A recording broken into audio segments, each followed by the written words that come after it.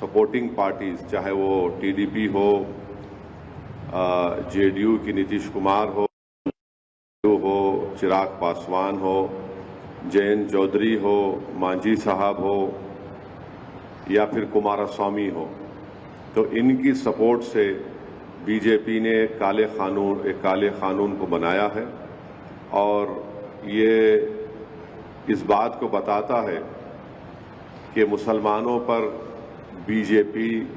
उनको शक की निगाहों से देखती है और इसलिए देखती है क्योंकि हिंदू धर्म के एंडोमेंट बोर्ड में, जैन धर्म के एंडोमेंट बोर्ड में, सिख धर्म के एंडोमेंट बोर्ड में यहाँ पर सिर्फ उन्हीं के मजहब का मानने वाला उसका मेंबर बन सकता है। इन धर्म के बोर्डों में लिमिटेशन एक्ट नहीं होता। इन धर्मों में बाय यूसेज वो उस धर्म की प्रॉपर्टी बन सकती है और इन धर्म के बोर्डों में दूसरे धर्म के मानने वाला भी उनको अपनी प्रॉपर्टी दे सकता है। ये तमाम चीजें इस अमेंडमेंट बिल के जरिए नरेंद्र मोदी की सरकार ने मुसलमानों के इस धर्म के बोर्ड से छीन ली है।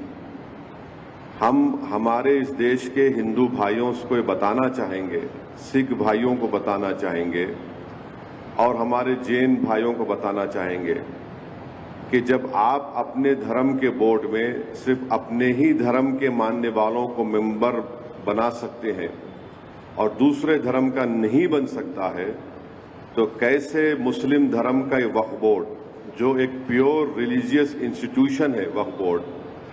उसमें कैसे मोदी सरकार दूसरे धर्म के लोगों को मैंडेटरी 2 लोगों को बनाने का एक प्रोविजन रखती है।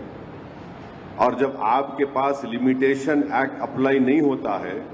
जिसके जरिए से अगर हिंदू एंडोमेंट बोर्ड की प्रॉपर्टी पर, जैन धर्म की प्रॉपर्टी के ऊपर,